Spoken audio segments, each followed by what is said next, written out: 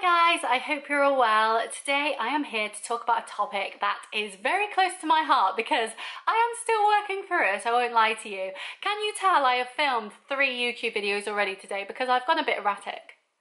I'm having a great time. But yes, so today's video, I don't know what that was. Calm.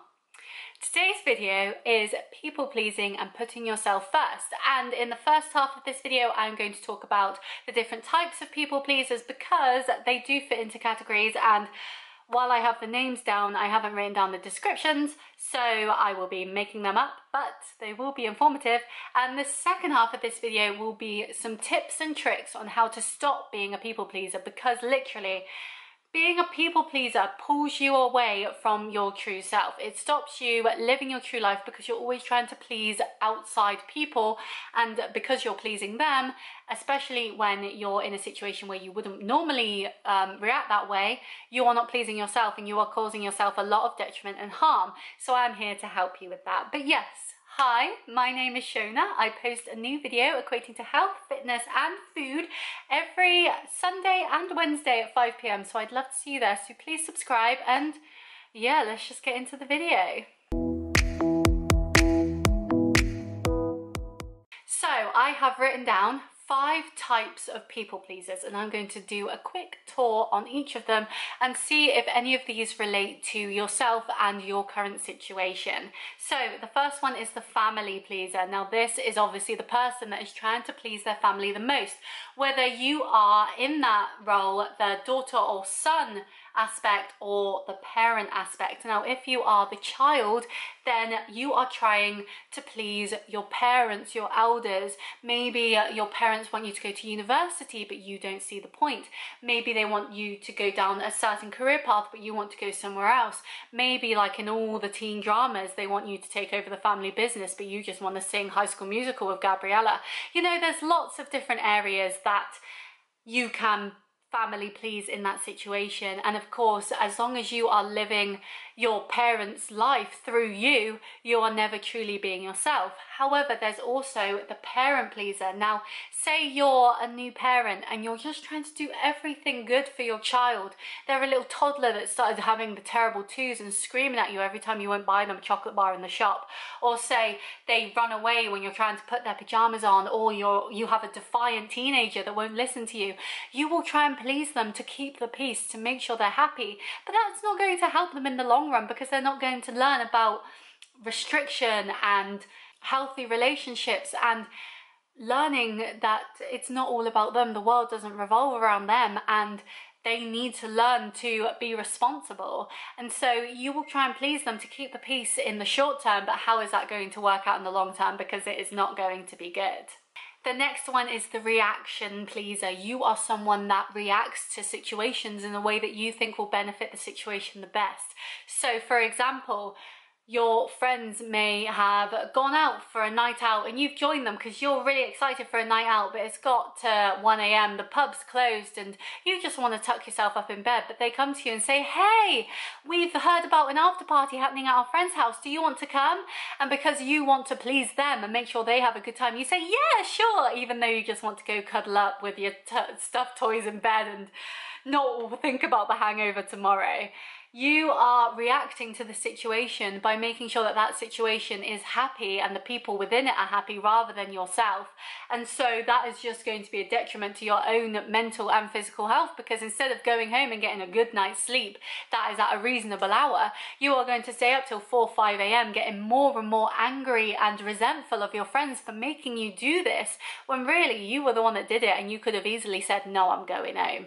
It's all about setting boundaries, and with this one, it's any sort of reaction you have. It could be with anyone. Your workplace, if they want you to work late, you might say yes. Your friends, if they want to stay at the after party and want you to come along, you'll say yes. Your family, anyone, you are reacting to a situation in a way that you think they want you to, when usually if you set up boundaries and say, now I'm going to go to bed, they'll say, oh, that's a shame, but okay, bye. Especially if they're good friends. If they're not friends, good friends, and they peer pressure you, then get a new set of friends. The next one that I kind of touched on last time was the management pleaser. You want to please your boss because you think the only way to keep your job, and I've been here, is to make sure that they are happy. You can never stand up for yourself. They want you to do an extra shift tomorrow? Yeah, sure. They want you to pick up an extra hour here and there? Yeah, sure. They want you to go clean the men's toilets because they've got an inspection even though you're a woman and you don't want to be in there on your own because you know that men won't respect your boundaries. Yeah, sure. You will do anything in your power to keep your job by going above and beyond, even though you just having that job and doing the bare minimum of your job is enough. You know, you always want to please people and make yourself known so that when promotions and bonuses and gratifications come around, you can get a piece of that pie. But you don't want to burn yourself out and kill yourself over a job that would easily just replace you the next day. No job is worth your mental health is what I'm saying. And so those sorts of pleasers, yeah, it's a very quick and easy slippery slope that will lead to you having to take stress leave because it's all got too much. But that's a story for another day.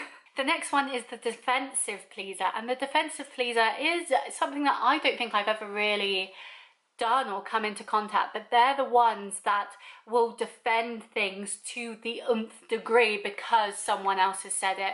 They are very defensive. They will hold facts. Oh my god, yeah, I just realized some. So when you're in a toxic relationship, everyone will tell you that's not a good person, get out of that relationship, but you're there being all defensive thinking, no, I know best, I am defending them, I am with them, when even you know that that's not correct. So basically this one is when you defend things that even you don't think are right, but because you've been so ingrained and so doctrinated into it, that is all that you will look at. And so this can be a very hard one to crack, but when that defensive pleaser realizes, actually I shouldn't be defending this because this isn't my true value, this isn't what I really believe in, they will snap out of it quick, believe me. And the final one is the personality pleaser. So some may call this a chameleon. Basically, they will change their personality to please other people. Say someone says, oh, you're so loud. They will become quiet and reserved and not put their true personality on show. Say, especially for me, in any sort of situation, I can be very introverted with new people. And so I will put on an extroverted mask to make myself seem like a great, fun-loving, exciting, friendly person to be around so they will like me more. But really, if they got to know me, that's not me at all. I can talk for England, I can talk about things I'm passionate about, but small talk, being in a one-on-one situation with a stranger, not for me. And I will put on a mask to make myself more pleasing to that other person, and that's exactly what a personality pleaser is. You will change yourself not in a good way, like obviously changing yourself for the better is always good, but when you're changing yourself just so someone else will like you, even if you don't know them, say it's a first date you've just met, and you're changing yourself already to fit what they want, that's not good. So the personality pleaser doesn't change anything on the outside, but they change everything on the inside just to fit in, and that can be so detrimental because say you do that long enough, say you go through your whole adolescence trying to fit in and changing yourself, there'll be a point where you won't even know who you are anymore, and that is terrifying. And now I've gone through the different types of people pleasers that I have in my repertoire here, I'm going to give you advice that will help in all of them to stop yourself being a people pleaser, set your own boundaries and make yourself better. So the first one is an obvious one, but it's very hard to actually execute, and that is learn to say no. If you don't think something's right, if you're not wanting to take that extra shift because you're burnt out, if you don't want to go to that after party with your friends because you're tired, just say no. It can be so hard and it's horrible setting boundaries when you first start, but after a while you will start to realize who the good guys are because they will respect those boundaries versus who aren't and who you should get rid of. Whether that is a job role, whether that is a friendship, whether that is a relationship. If you can't set healthy boundaries with them, then they're not worth your time. Nothing in your life is worth your mental health, and so you need to be prepared to have backlash from doing this because you're finally standing up for yourself and not being, as the internet would say, a doormat. But at the same time, you are no longer pleasing that person if they are taking advantage of you and using you. And so it can be hard. It's just 2 little letters, it's just 1 word, but it has so much power. And once you start saying no and setting those boundaries and seeing who your true friends are and who is really there for you and accepting of those boundaries, you will feel so much better for it. The next one is listen to your inner voice. If you don't think something's right, then it's probably not. Your gut, I always say anyway, especially for women, your gut instinct is so important, because you could think, oh, I really like this guy, but he's got these couple of red flags, and then you'll ignore them, but then those red flags get bigger and bigger, and suddenly you're surrounded by red and you don't know what to do, when you should have listened to them at the start. So I always say, give everyone the benefit of the doubt once, but once they show you who they truly are, once they have defied you again when they said they wouldn't, bye. Like, I am not dealing with that. And so if something doesn't feel right, listen to yourself, talk to other people, get their opinions, but ultimately listen to your gut. And if you don't think it's okay, then don't do it.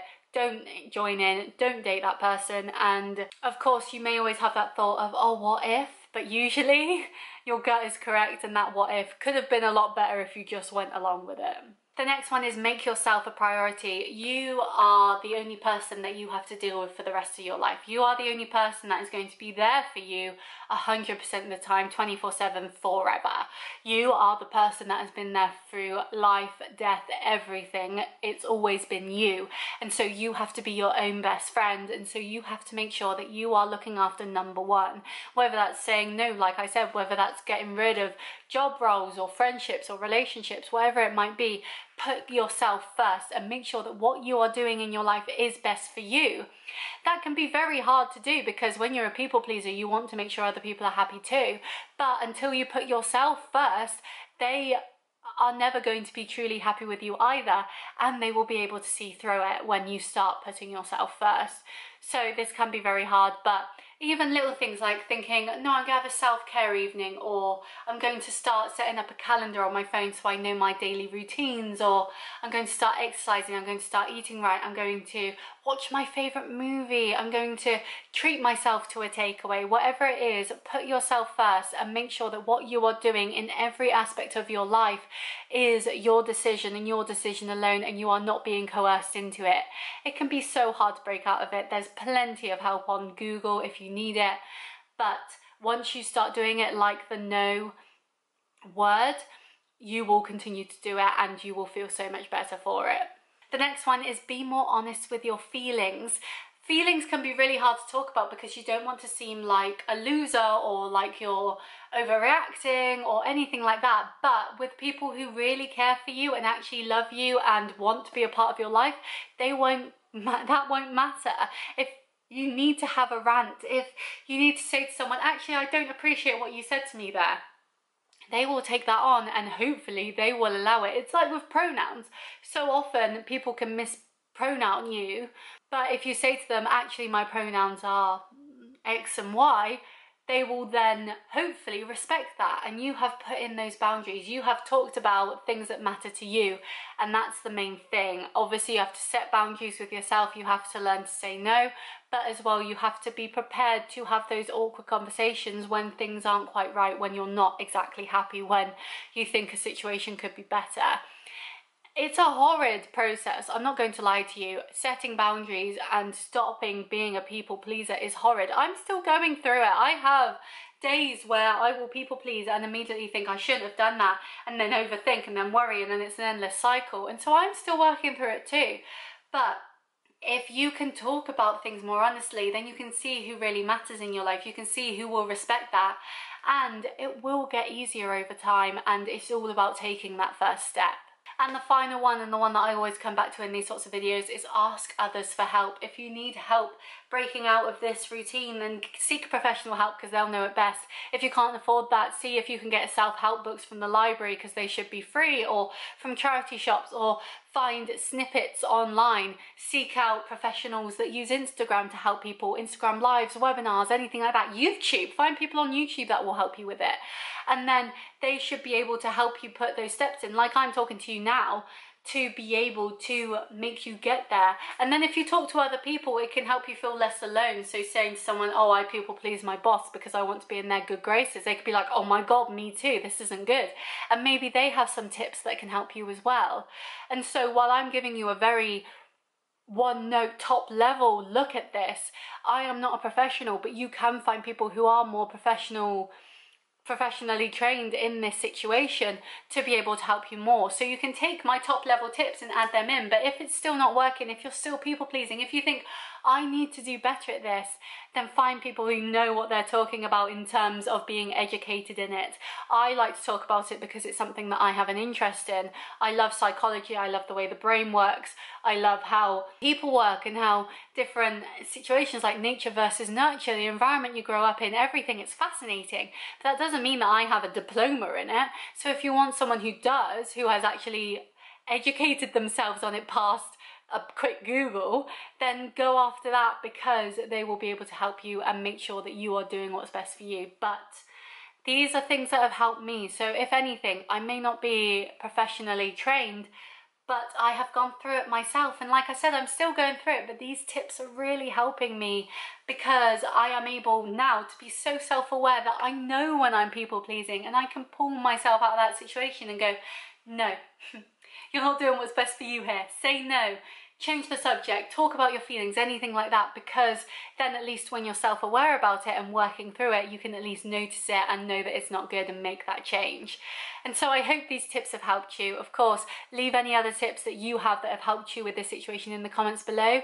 Leave it a like if you enjoyed it and found it informative. Like I said, I'm not professionally trained, but I am so passionate about helping people and talking about these topics that so often people don't talk about and can really have such a detrimental effect on your life. I know firsthand. If you do talk about it more, if you take away that stigma of mental health and stuff like that, then it can really help people. So I hope you enjoyed this video. Please give it a like, please subscribe for more like this, and I hope to see you next time. Bye!